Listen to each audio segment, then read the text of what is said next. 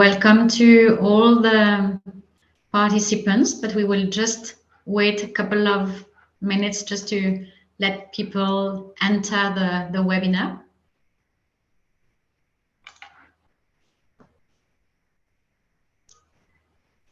Okay.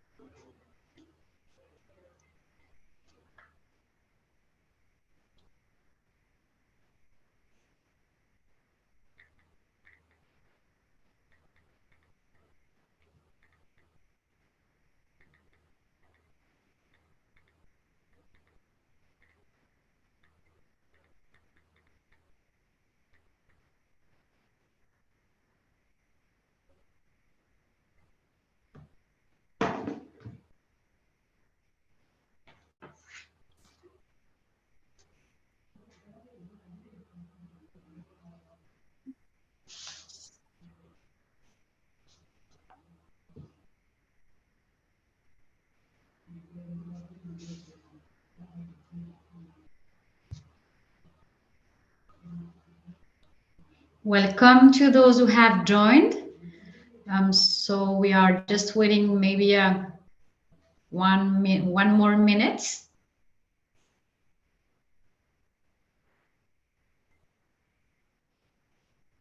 No, 2 minutes.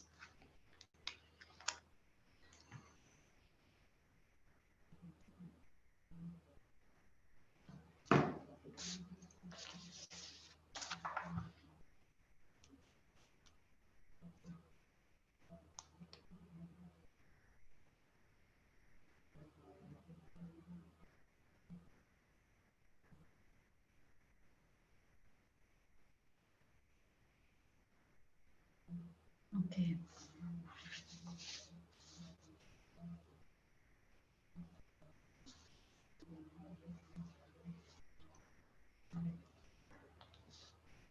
So I think we can start now, Azel. It's okay? Okay, great. So welcome to all the participants who has just joined us for this info session webinar about SAIA Accelerator. SAIA is the Sharjah Accelerator Advanced Industry Accelerator Program. So we have like a wonderful panelists today, really a full house from direct from Sharjah. So I'm Sandrine, I will be your moderator today, and we'll have with us today Motaz, with our business director of SRTIP. So the SAIA program is a program launched by SRTIP, which is Sharjah Research, Technology and Innovation Park, based in Sharjah in UAE. So we'll have Motaz Ben Saud, who is our Director of Business Development.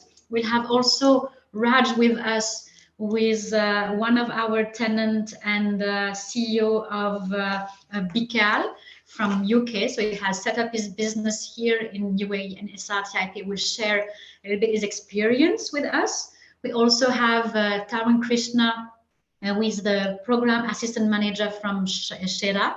Shera, we will know a little bit more, but he's the incubator for all the startups here in Sharjah. We'll have also Ola Lind, the CEO of Rebooz. He is the winner of the last year cohort of the third edition of the SAIA program. So again, he will share with us if it was like really a great accelerator, if it has changed something. So we'll know more. I think it will be also very interesting. And finally, we'll have a couple of more questions and information from Hazel. Hazel, he's the project manager leading all this SAIA program. So again, welcome to everyone. You will see in the chat that we'll have posted a little video about SRTIP. So after that, you can watch it, you will have a little bit more understanding of what is SRTIP about. So we'll start with maybe a couple of information about SRTIP. As I mentioned, it's a business park based in Sharjah, but dedicated to research, technology, and innovation.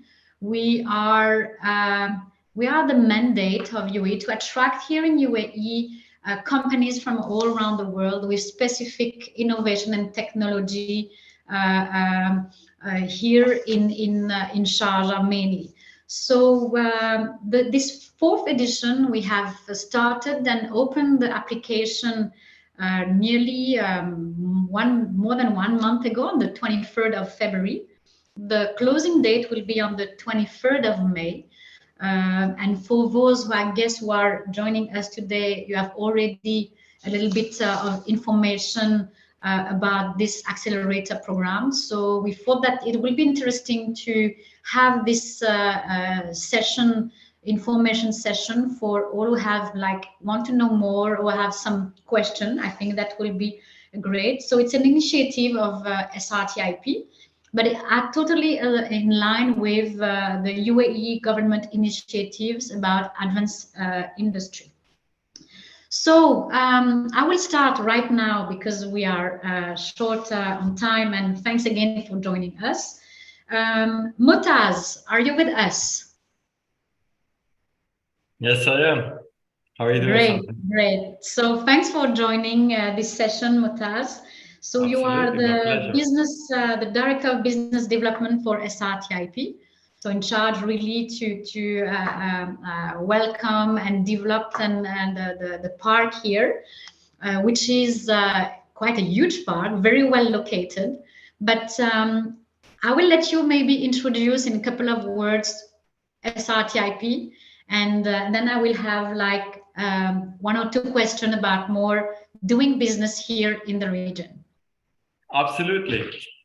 So the park was established through an Emiri decree, okay, which is something that is issued by the ruler himself. So we are a government technology park, okay? So it's a technology park, at the same time it's a free zone.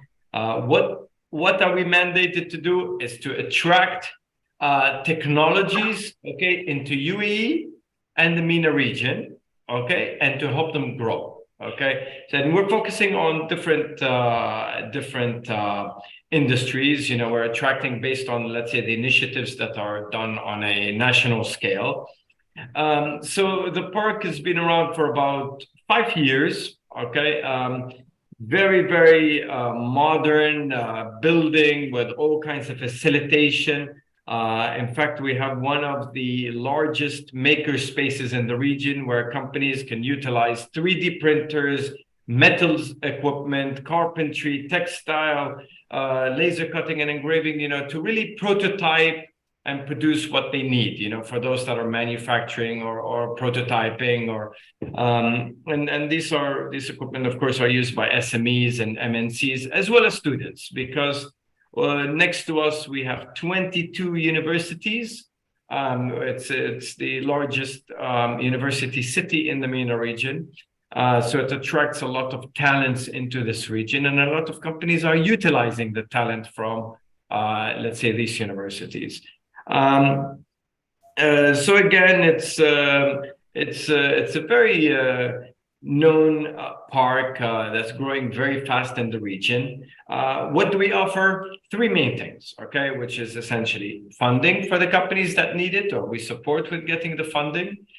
Setup, okay, because we help companies establish here. We do everything in-house, whether it's visas, immigration, and so on, as well as support and exposure. You know, we help companies get exposed, you know, in the region. We connect them to other companies. Of course, we can't do it for everyone, but we do it for, let's say, the the right companies, and once we get to know them and so on. Okay, that's great. So I also understood that SRTIP is a kind of what we can call triple helix organization, being like government, but also academia, and also strong links with all corporates and startup. And this is where you create this ecosystem to ensure the growth or the setup or scale up of any business. Because what I've understood also is that SRTIP believes in are you agree if I say that SRTIP is a kind of facilitator, a place where we connect people so that really that can be interesting for businesses when they are set up in a new market? Absolutely, Sandri. As you mentioned, that's exactly what we are. We are an accelerator. And then, Tarun later will discuss the part about the incubation. Okay. And this is really how we complement each other. So we're partners. We're both here at the same facility. And so just to highlight, what you said, which is how we help, let's say companies accelerate, is we do a tremendous number of events. Okay. So last year we did 170 events. Just in March last month we did, I believe, correct me if I'm wrong, Sandrine, it was 27? No. February 28, March to 53. Oh, geez. Okay. So all these are events, and these events are designed to promote our partners, to invite different, whether it's delegations, companies, ministers, ministries, and so on, to create connections and to help the companies grow. After all, it's all about exposure. So exactly. So that's really interesting. I think that's really helpful for our audience today to understand what they can expect when they decide to set their business here in UAE and mainly with SRTIP. I have another question, but maybe more now, Motaz, regarding how has the MENA region's economy for you how is that evolved over the past decade? Because I know that our audience is from all around the world today, so it can be interesting to have also this insight. And for you, what are the trends that you can expect to shape it in the coming years? Absolutely. I think the focus on this region has been tremendous, especially over, let's say this decade here. I think we all agree here. We hear about this region. We see what's happening in this region. And it's very clear. The shift is going from oil-focused industry into, let's say, innovation and technology. And, and that's why, this region is really doing its best, to attract such companies. Okay, so the focus is shifting completely. You hear about UAE all the time, about all the different initiatives. Let's say the Khalifa Fund, we have the National Innovation Strategy. You hear also about Saudi Arabia with all these crazy projects that are happening there. So this region is really merging and really doing its best to attract technologies and talent.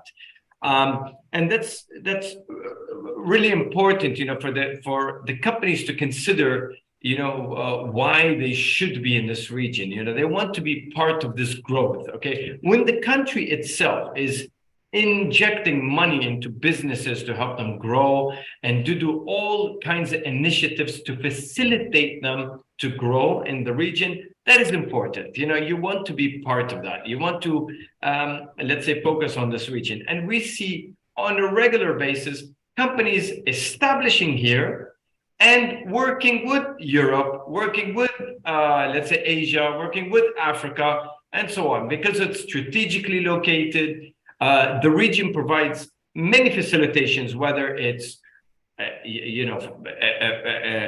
excellent banking system, a solid immigration, let's say, system.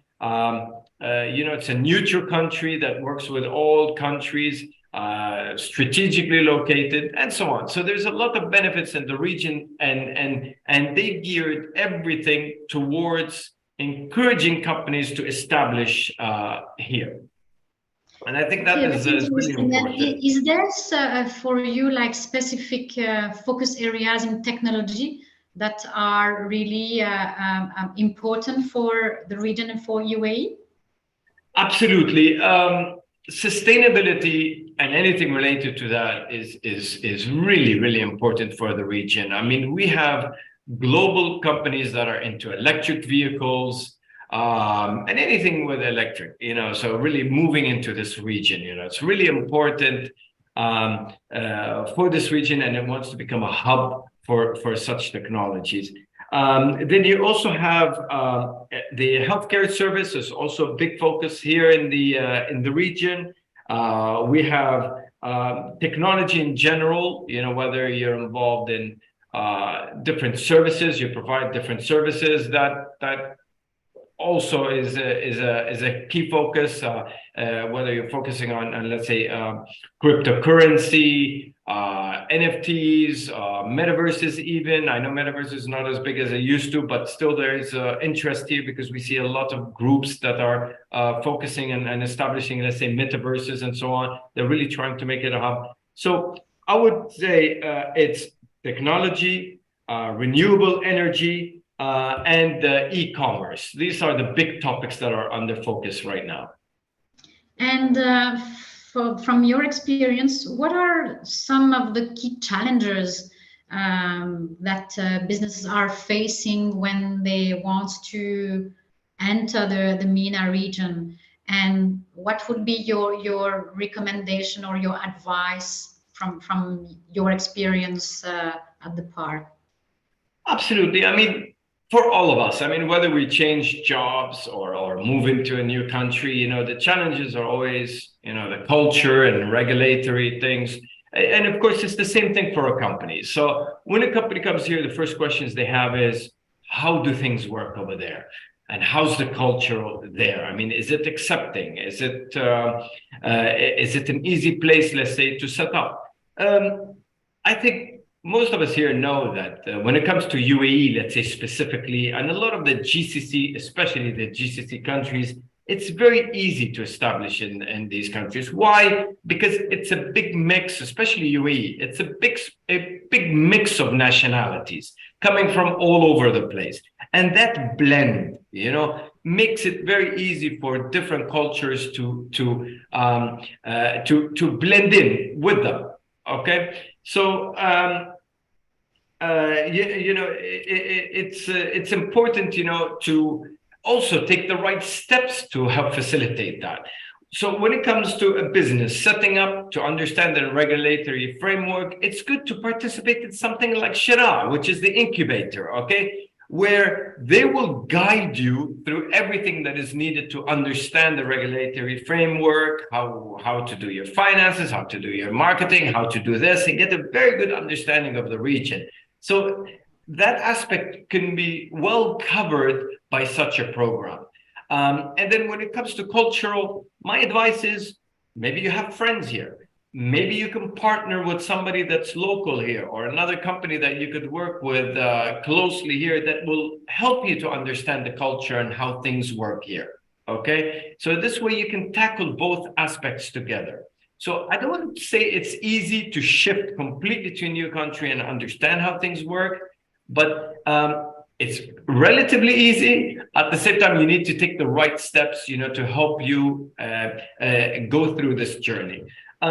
For one recommendation, another recommendation for companies that have products, okay, is that it's important to understand that everyone is trying to promote to this region, okay? And you will not stand out by having a presentation, okay?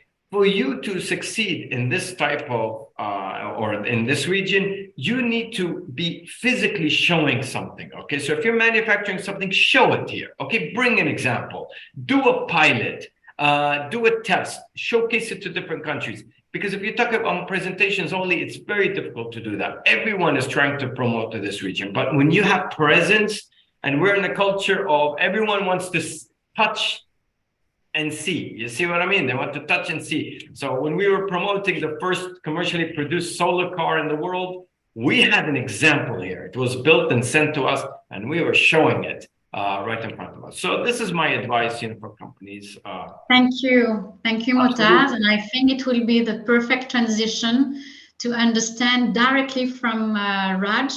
Raj, as I mentioned earlier, so Raj Sandhu, you are the CEO of Bikal and the general manager of Bikal AI. So you have decided now, I think it's maybe a bit more than 1 year ago, to come here in UAE, set your business here. Tell us a little bit more about Bikal and why you have taken this decision to come here from UK in the region. Sure. Yeah, no, thank you for that. And welcome to everybody listening. So we're a product development company. We focus on artificial intelligence and 5G technologies, and we based that on high performance compute servers, basically which we implement on the edge, right? So we're not looking at hyperscale, large scale data centers. But uniquely, what we do is we work with universities. At the moment, obviously, a year or so ago, it was only with the UK universities who have lots of research that is not commercialized. And so by talking to the end customers, getting historical data, we can test out a lot of these hypotheses or theories that the academics have made and actually create actual product from them. So that way you might have a particular challenge in a particular industry or government. If they give historical data, you've got the application from the university. And so, yes, our decision, we've been looking at we've been working in the UAE for over 10 years, and obviously COVID and things like that held things up. And talking to SRTIP and looking at other regions within the UAE and probably the GCC, the Sharjah Research Park, I think, is a unique blend. And being a bit selfish, exactly, sort of the space that we needed, right? So the university ecosystem is important. Now, having a university city and the park sitting in the middle of that is a great help, not just from a research perspective, but also to attract local Emiratis and local students to what we're doing, right? So we're not, data is very sensitive. They're not going to allow even myself, even though I'm a resident and things like that now, I can't access certain aspects of data within organizations. So we're going to have to hire locally. So that ecosystem exists, and I can update you now. We have some work placements from HCT and Sharjah University starting at the end of May as well. So there'll be local people who understand the area a lot more as well. So that has helped as well. And then just like I think Morta has covered a lot of in terms of what Sharjah does, the research park does in a formal way. I think in the informal way that we started talking to the team, and the informal way that we now interact with them, those small meetings in the soy calf and the small meetings when you're sort of, parking your car and that sort of thing, it showed to us that the park is unique in that aspect as well. You're not just another office, you're not just another sort of, company that's registered. The understanding that the park people, all you guys have, and able to tie us up with certain people to say, oh, look, you should maybe speak to so-and-so or speak to so-and-so. That has been really helpful as well. And we felt that from before. And I think that's some of the intangible benefits, I think, that of the ecosystem that's been created there.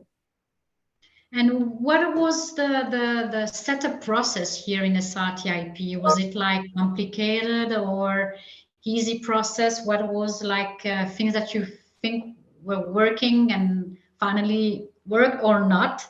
How is it goes for setting up the business here? Yeah, no, so we've tied up, obviously we have a joint venture, so it's our Baikal UK company and the local company Al Hatboul. So we've created Al Hatboul Baikal as a joint venture. So that sometimes you can cause certain you think it's going to cause certain complications, but I think the combination of having the ecosystem and the free zone all in one office. So again, we've hassled Chef a few times in terms of, okay, we've got this, but literally there's a checklist. I mean, we just pulled off the checklist. The only thing I would say externally that was a bit of an issue is the bank accounts. There's obviously some regulation or compliance changes, but typically it was actually very straightforward from the time I think we decided. I think it was June, July, August or something like that, and it took us maybe 4 or 5 weeks, I think, to get all the paperwork together. And then once it's submitted, the visa side of it is very easy. Again, having it all on premise, and I think there's some of the compliance that doesn't have to go to federal level, makes it a lot easier as well. And I think what is really helpful with SRTIP is that we have like a government-based office here. So I think this is like also make the difference from maybe other free zone. Correct me if I'm wrong, Mutazan, but I think this is one of the benefits and advantage because everything is done here internally. Absolutely, yes. So just to facilitate it, we created a landing pad. Okay, so when a company comes, we take them through the process to help them establish here. As you mentioned, something we do everything in-house. So you need a visa, we help you do it here. You need, well, obviously you start with a license. So you need the license, we help you do it here. Then you need the visa, and you need to do it for your family, let's say, and so on, you know, so we help facilitate. We also have, let's say, value-added services where we connect you to other companies, whether you need insurance, whether you need, you know, residence or anything, you know, we have discounts, you know, with different entities and so on. Okay, that's great. How do you see the future month, Raj, for Bikal? Is there like really like some placement improvement, like great news to come for Bikal here in UAE? Yeah, so basically part of the as I think Mutaz put it, the landing pad is obviously from a business perspective is important, but from a announcement, or you know, if you're gonna start from somewhere, I think Sharjah Research Park is good for that because of the activities of the people, right? You can always have a building, but the CEO, Mr. His Excellency Al Mahmoudi, is very active as well. So that's half of our marketing done. So one of the things that we are doing, obviously, with our investment partners, is that we are opening a data center, high performance compute data center, which will open in July, which has been in the works. And the aim for that is it's basically going to be, again, working with the universities, developing our own product, you know, bringing obviously some of that product development from the UK knowledge base. And obviously it'll help the ecosystem within Sharjah. And perhaps, actually, the other probably thing that you guys have probably undersold is the access to the Northern Emirates. I think that side of it, people maybe just look at it as Sharjah, but it's actually the Northern Emirates. We've had some very good interactions with Ajman, for instance. We're talking to entities in the Fujairah and Amal Quain as well. So that part of it, I think that's where Sharjah Research Park actually sits. So we have been, that was a bit of a pleasant surprise, in fact, that we found, is that when you have these events, that you do get the Northern Emirates come to as well. So yeah, so we're basically looking at a July sort of launch period for that sort of region, those 4 other Emirates, and then obviously probably have a more consistent, you know, plugging into the events cycle that you guys have, to be able to start interacting not just with other businesses or government, but even feed down to some of the colleges and the schools to give everybody a taste of what is possible at the park. Great. So far you can say that your experience is very positive in a whole of choosing to really expand Bikal from UK to here in UAE. Definitely. I think one of the things, you know, the people might, and I was probably mistaken for doing this, is that people think the pace in the UAE is perhaps, you know, a bit slower or a bit more relaxed. That's not the case. That's not the case at all. I think the park personifies the amount of activity that goes on, the amount of companies. I think it was when we started, in September, it was half full. It's now I think 90% covered. So I think that's one of the things that has been a good you know, change in perception that we had originally. Good to hear. So thanks a lot, Raj. So it gives us now the opportunity to know a little bit more about SAIA. I've seen that there was a question about what's the difference between SRTIP and SAIA. So Tarun Krishna, you are the Program Assistant Manager of SAIA, which is the Sharjah Entrepreneurship Center.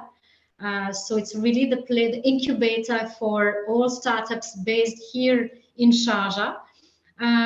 So yes, tell us a little bit more about what is the difference, what can we expect from you know, choosing to incubate with SAIA.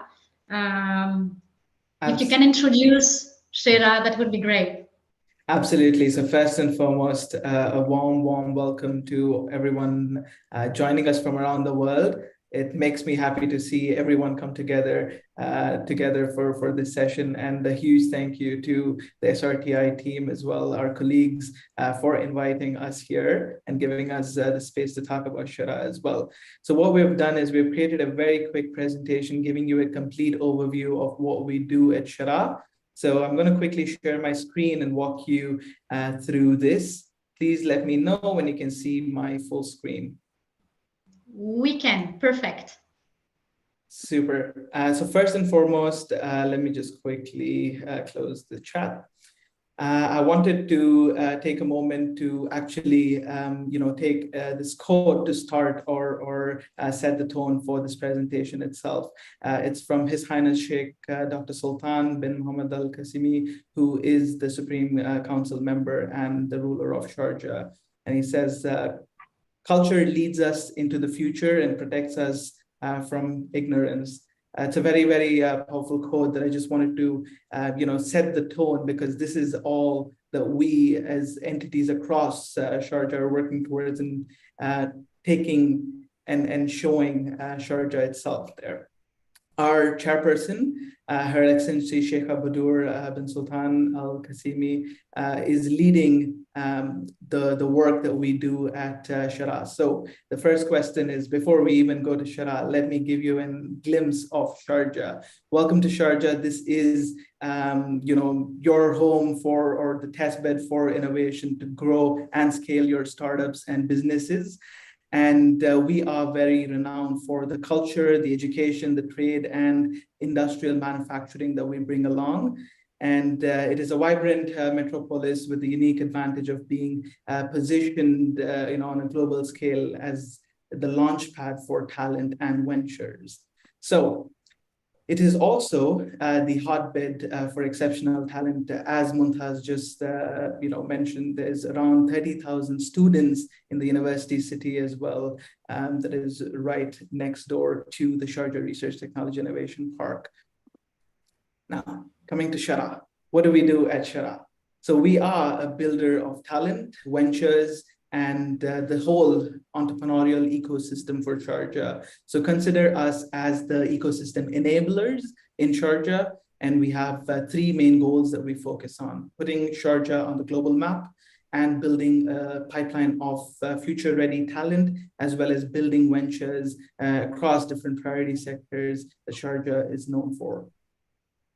We have a glimpse of our impact, and this is coming from our founders, who we always say as the founder first organization. So we'd love to hear about the impact that we've delivered through the voices of our founders. So we're just going to quickly play this video to give you an idea of that as well.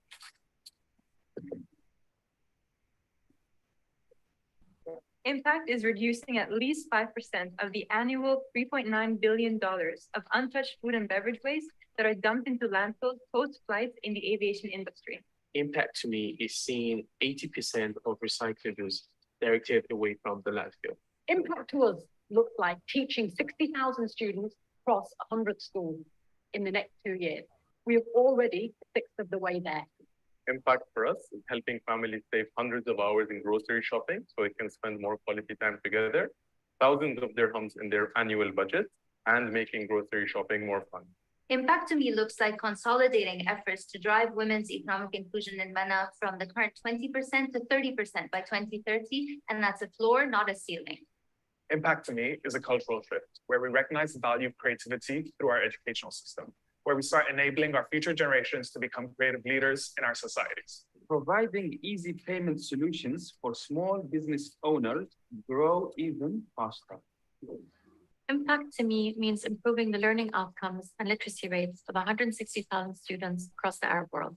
Impact to me is a happier, engaged, and productive work.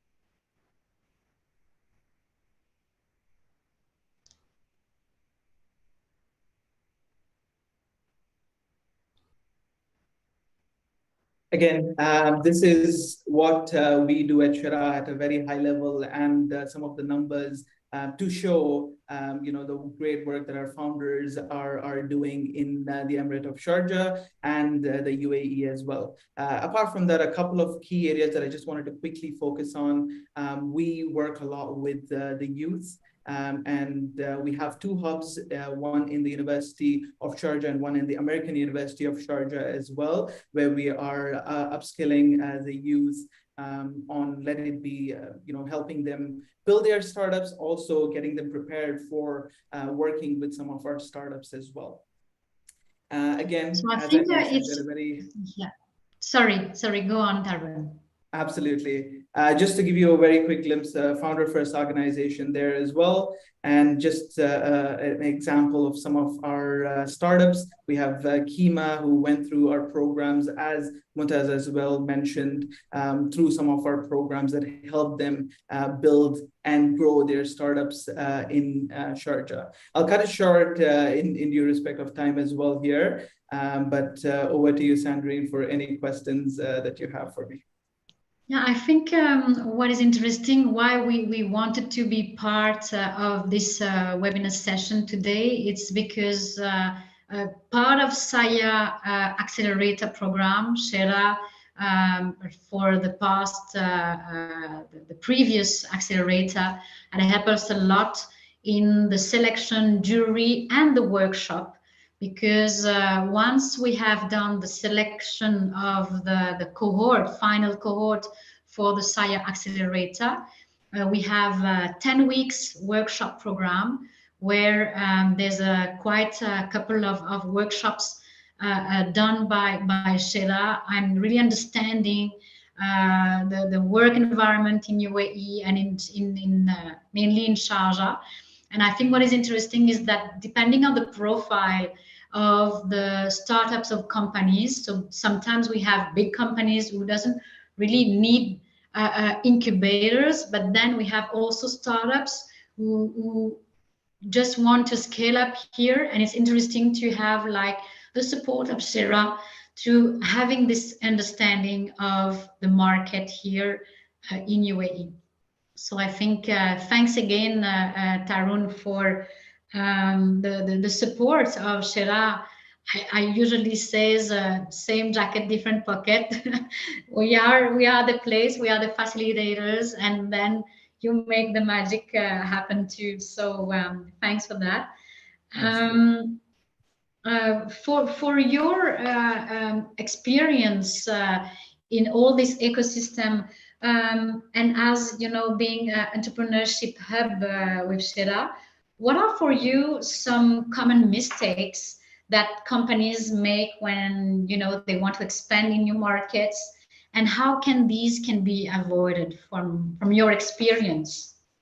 Fantastic. That's a great question, Sandrine. And actually, I'm going to put it a little different in terms of, rather than saying the mistakes, let me flip it around to talk about the important areas that, founders need to look into when they're expanding into new markets. The first thing is going to be market research. So it's very important, customers are in different markets, have different preferences, their needs change, their expectations change. When it comes to even using the products and services, right? So adapting your product or service to meet these needs are very important. And this would also push in terms of customer satisfaction, loyalty at large. That's the first point. The second point we could say would be on, as Mumtaz as well mentioned, the cultural differences. It's very important to understand the cultural differences. It's important to have a localization strategy. Cultural norms completely vary across different markets. And it's very important to understand these and respect those differences and adapt the product and services to fit the cultural norms of that particular space or the market itself. So it's very important on that. And even from a localization strategy perspective, let it be from marketing, from your customer support, from your design, your branding, your pricing, it needs to also be adapted to the market that you are going to serve. The last two things, again, piggybacking off what Mumtaz mentioned, it's important to look into the local regulations, the local compliances. So it varies from market to market. So it's important that you are compliant with the local markets laws or procedures at large. And that is where, again, Shara or we do come in and help you play that role in guiding you across those different points. Again, through those workshops that we delivered with SAIA, all those add-ons, as Sandrine as well rightly mentioned. And finally, the last bit that I would say is very important is the partnership building aspect, right? It's to make sure that you have a solid base in terms of partnerships that you are building in that market as well. Again, this is where both SAIA and SRTI or the Shara and SRTI can come together to helping you solidify your base in the UAE at large. Yeah, because at the end of the day, I think we all agree that once we welcome and host companies here, we want them to succeed. So we're trying to really give the right frame and the right environment to make sure that that can happen here. So yeah, definitely. Thanks a lot, Tarun. That will be easy transition to talk to Ola. Ola, you are the CEO of and founder of Reboost Technology Limited. Reboost is patent granted hydrogen technology for combustion engines and for hydrogen generation. And you are the winner of our last year, third edition of SAIA. So it's really interesting to understand and hear from you. How was this experience? Because now we have in our audience today people who are thinking of maybe enter the application phase registration and maybe be selected to join the cohort of finalists. How was your experience, and what are Reboost now after these 10 weeks of workshops and program? Where did we start, and what has been the evolution so far? Sure. I just wanted to say thank you and for everybody here and listening in, because the experience we had with this program has been quite amazing in the sense of the caretaking from the park, meaning that they give you a plan, they give you a straightforward way working these 10 weeks. They assign us a mentor in our specific field that guides us and helps us and evaluate different things when it comes from the marketing plan, the pitch deck, from business plan, localization, etc. that Tarun was talking about. And same, all of these different weeks, we had different kind of topics, from legal to marketing and so forth. And I think it's very important to understand, because it's for the UAE. And coming from abroad, where I reside in different countries before, and coming to UAE that have a specific framework that is not complicated, it just needs to be understood from the beginning, meaning that it's straightforward. It's most of it, 90% of everything is digitalized in the governments, meaning that things are very, very fast in the sense when it comes to processes of applications, to visas for licenses, etc. But it's a different framework, so it's very important to understand that. And through this program and cohort, we understood many things that we might not have thought about, that helped us moving forward, and the ecosystem itself. Because this is one of the most important things, I think, because the park takes the time and involves and engage with you and finds the solution for you if you don't have it, or guide you to find that solution. And I think that has been a difference in many other parks or in other free zones or other programs globally is that is really taking you from A to Z. And sometimes even if there is missing something in the past from the park, they take the time and they correct it and they work with you to make sure that that part is achieved. And I think that is unique with Sharjah Research Park and Technology, because it's about caring and making success. And I think is a unique thing. Thank you, Ola. And can you also share with us now what is Reboost doing? Sure. What is the next future milestone for Reboost? What are you doing? And explain that is like a unique technology that really can, yeah, Sure. is important for the future So, here in UAE. So we are working sustainability, green technology, and we have a patent granted on hydrogen technology for generation, meaning that on the smallest footprint, we can make maximum output. And this can be divided into different kind of products and services, but we are focusing on the auto industry because here in the UAE and the MENA region and globally, there is a lot of auto industry products still. We're talking about changing the world into electrify and hydrogen in the future, but it will take time. And in the meantime, we are still polluting, and we are one of the solutions to solve that issue today. So we're working on different strategies, and since after this cohort, we have made a lot of progress. We have established actually partnership in the US that we didn't think about in California, that has one of the most restrict policies for pollution moving forward. And we are working in Bahrain, Qatar, Kuwait as well. After this, and for you, thanks to choose here SAIA and enter the program that has give you this it's a new way of networking possibilities that you as a stranger coming to UAE do not have. And here everything is about relationship in UAE, I believe, when it comes to business, when it comes to get things done.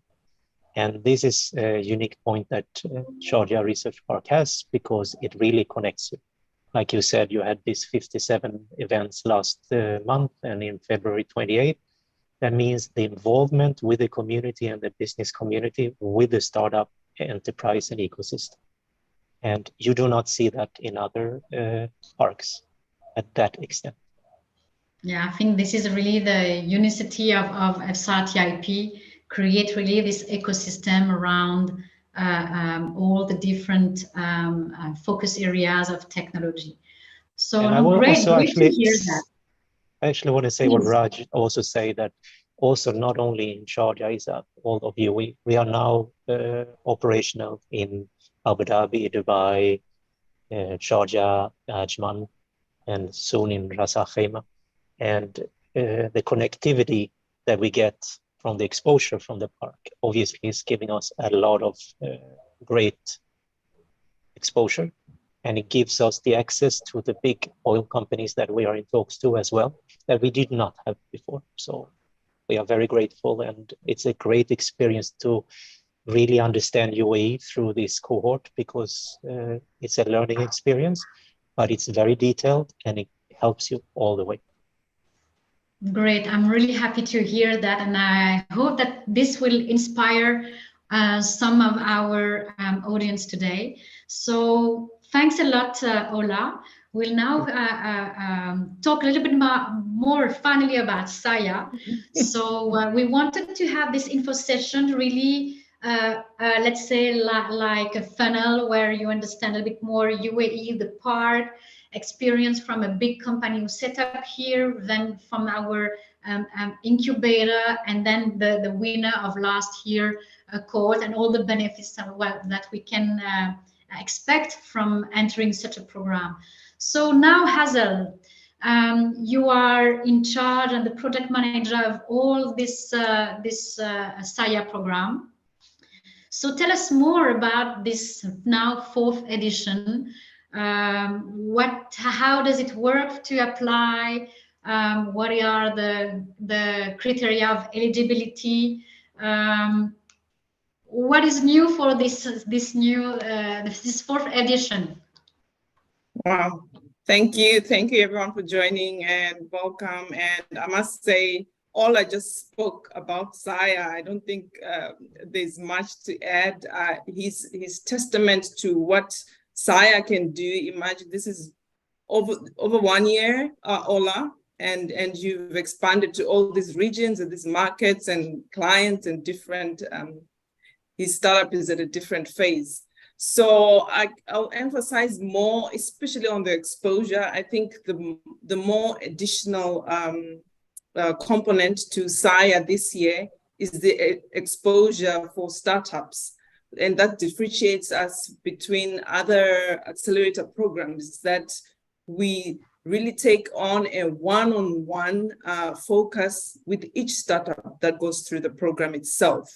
We match them with mentors specific for their industries. We have workshops and trainings through Shira, as we had mentioned, networking opportunities with all the events that we have. So we started this cohort, we opened for applications on February 23rd.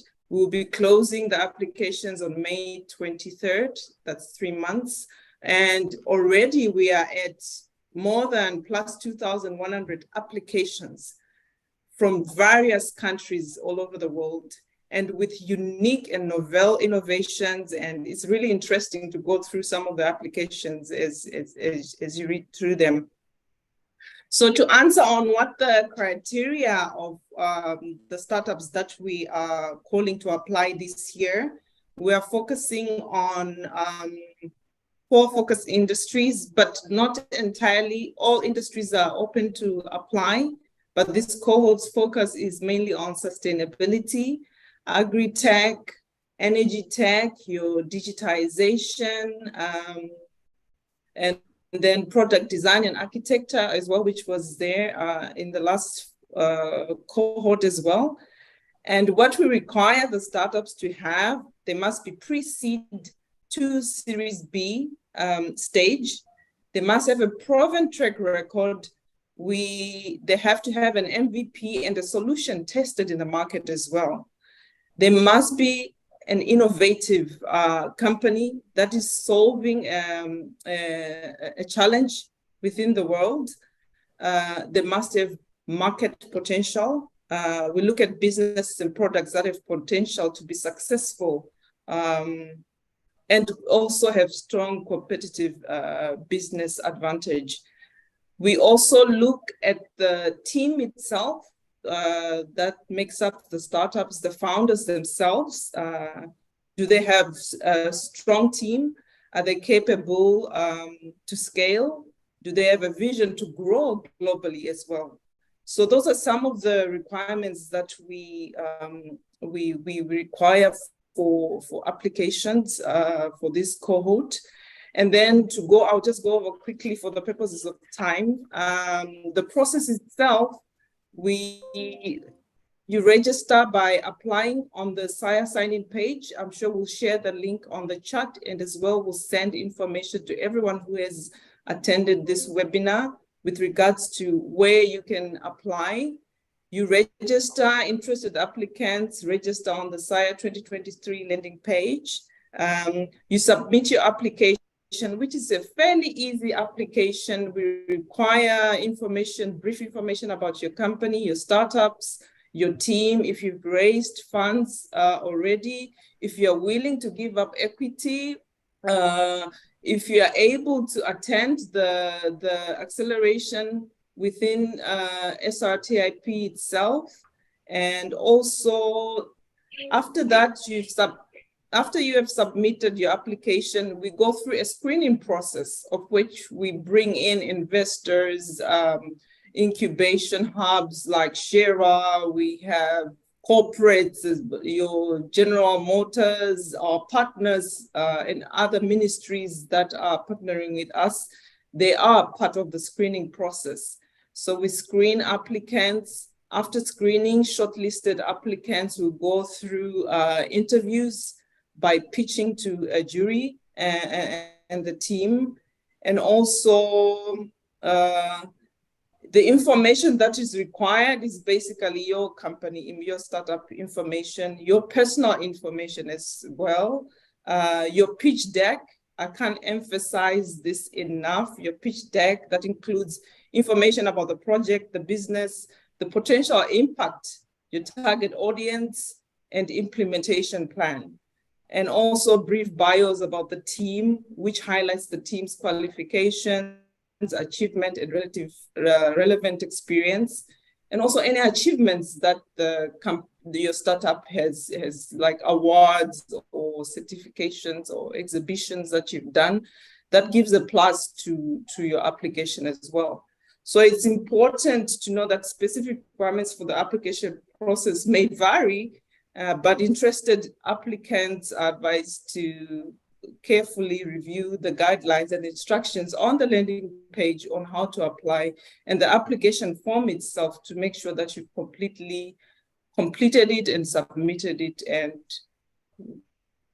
cross your fingers, we'll be calling you for a screening process.